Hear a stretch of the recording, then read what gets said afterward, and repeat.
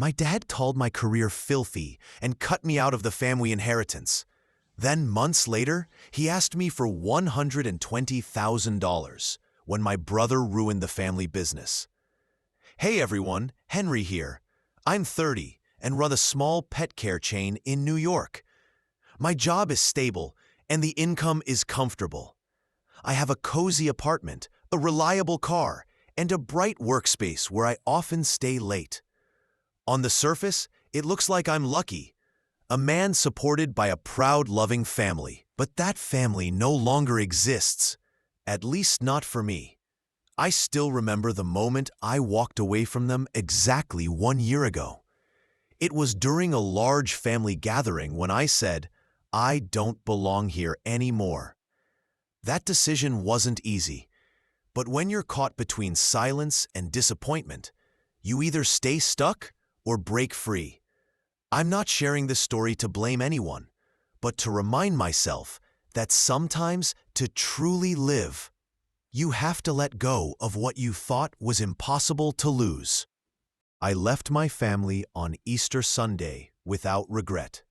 After weeks of cold spring rain, the weather finally cleared. I left Manhattan early that morning, passing people on their way to church, feeling quietly hopeful that my family was together again. Punctuality runs in my blood. Being early has always meant being on time. So when I arrived, the house was already filled with laughter and chatter. The holiday crowd was larger than usual, with relatives from near and far. Some familiar, some I barely remembered. My mom told me that Dad had an important announcement, but I didn't ask what it was.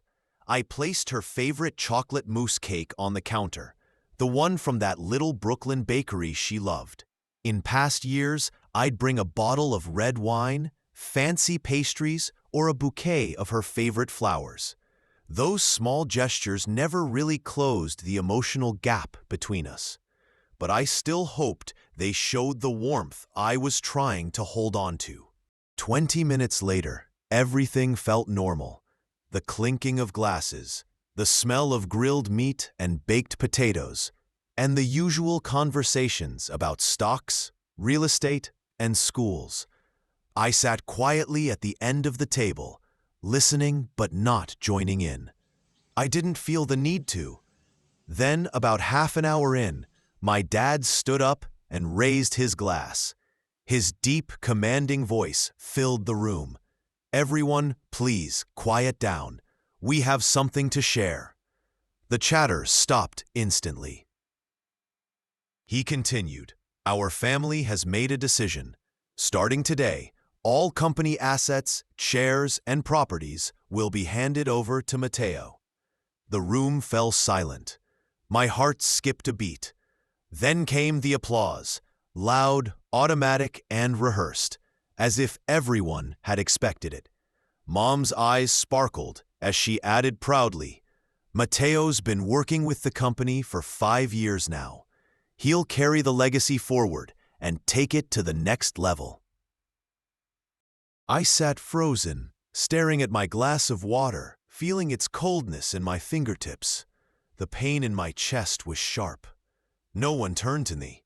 No one asked, what about Henry? It was as if I didn't exist. I knew they admired Matteo, but I didn't expect this. He's 2 years younger than me. We weren't best friends as kids, but we never fought either. Growing up, I believed our parents treated us equally. Everything was divided fairly. 2 cakes, 2 bikes, 2 punishments when we misbehaved. That sense of fairness lasted until I turned 18. One evening, I told my dad I wanted to study veterinary medicine. I'd done my research, found a good program, and even earned a partial scholarship. All I needed was some financial help to get started. I thought he'd ask about my goals or offer advice. Instead, he crossed his arms, looked at me coldly, and said, I'm not putting a single dime into that career. If that's what you want, you're on your own. That sentence broke something inside me. I couldn't understand how my dream of helping animals could make me feel like a disgrace. It took years to realize that my life simply didn't fit the family plan. From that point, Mateo became the pride of the family.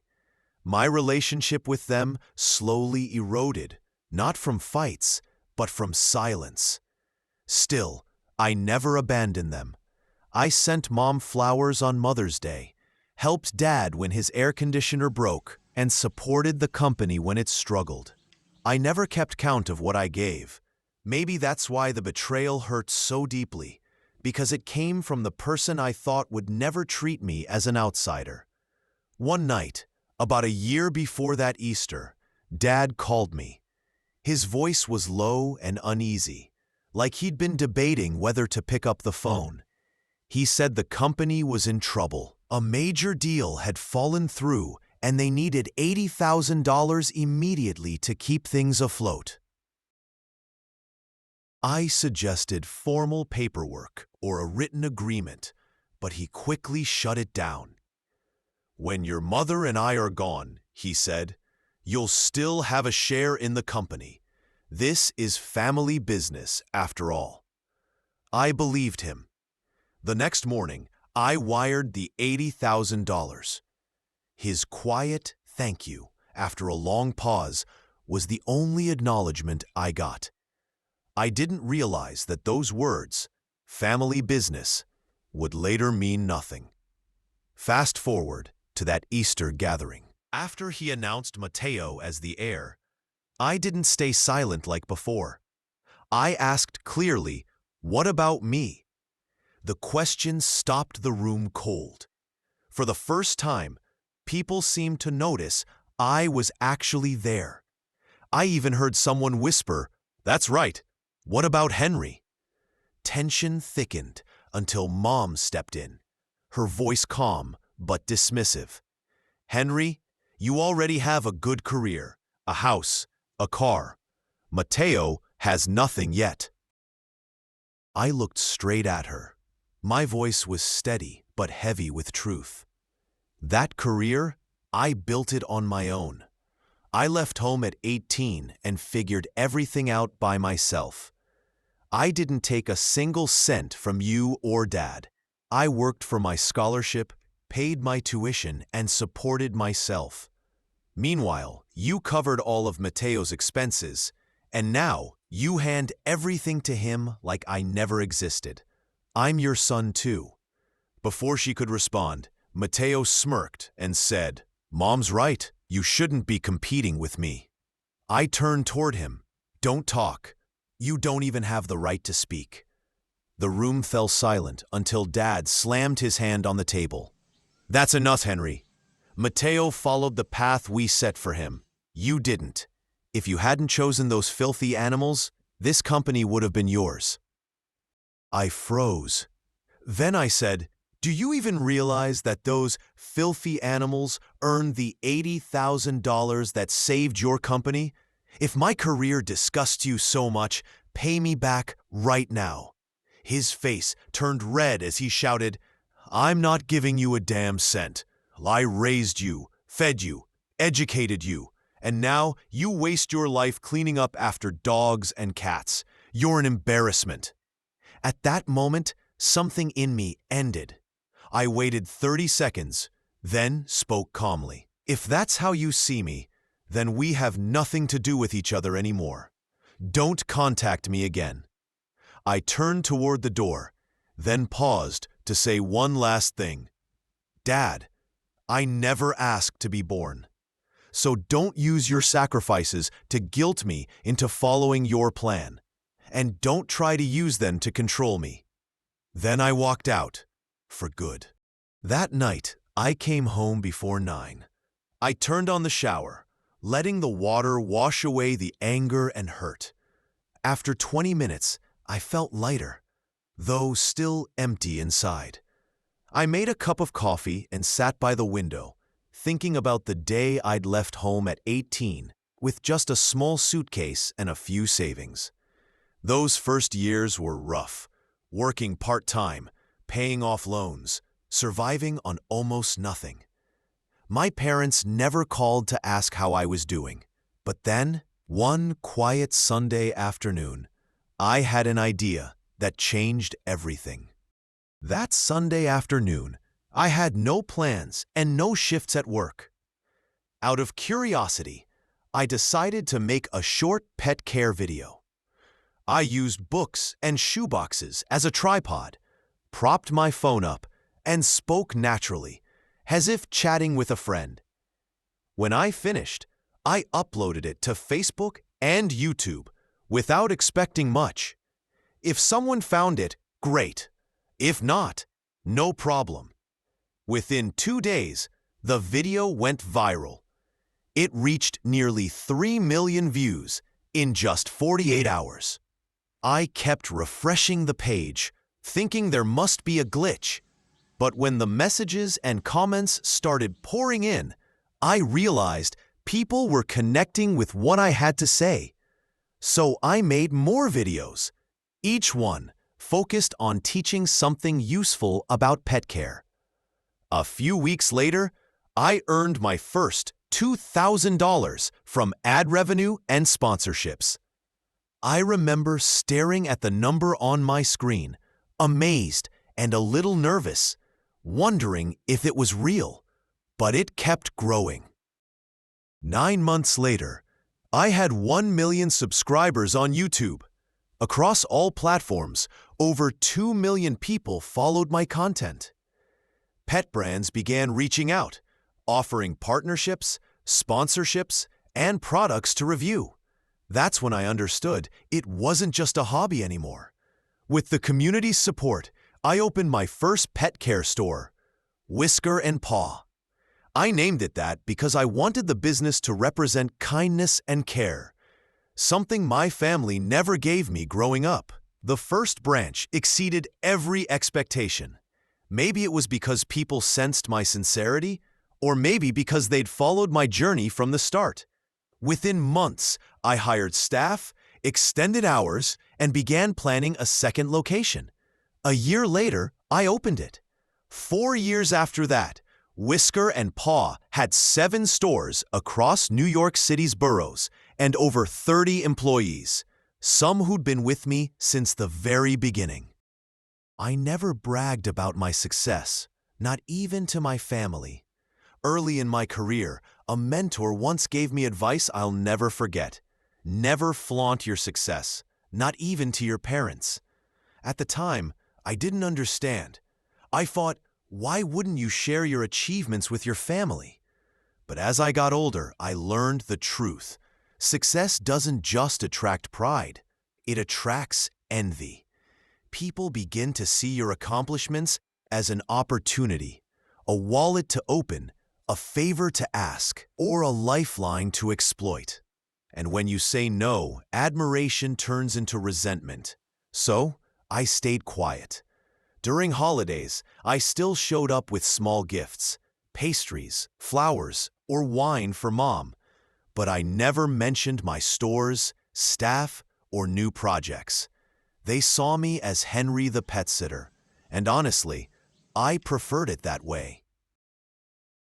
After that Easter dinner, I didn't call or visit for 6 months. My parents, Charles and Margaret Walker, didn't reach out either. No texts, no phone calls, nothing. It was like my absence was intentional, as if cutting me off was easier for them. Surprisingly, I wasn't sad. For the first time in years, I woke up without that feeling of obligation weighing me down. I could enjoy quiet mornings, late-night coffee, and long work hours without guilt. The word that best described that period was freedom. Then, about 6 months ago, my phone rang on a Saturday morning. I was pouring my second cup of coffee when I saw Dad's name flash on the screen. I froze. My thumb hovered over the decline button, but I hesitated. For a moment, I let myself believe it might be an apology. Maybe they had finally realized how wrong things had been. Maybe they wanted to talk, to make peace. That tiny bit of hope made me answer. His voice came through immediately, cold, rushed, and straight to the point. "Henry, the company's in serious trouble. Mateo signed the wrong contract. We're facing $120,000 in damages. Can you help us? This is for the family's reputation, for the Walker name." I didn't even think before replying. My voice was calm. $80,000 was more than enough. He went quiet for a few seconds, then tried again, his tone softer, but still entitled. "Son, this is your family. Don't you care what happens to us?" I took a deep breath. I did care, enough to save your business once already. But you made it clear that I'm not part of this family anymore. You chose that when you handed everything to Mateo. He tried to interrupt, but I didn't let him. "Dad, you called my career filthy, disowned me, and dismissed my work.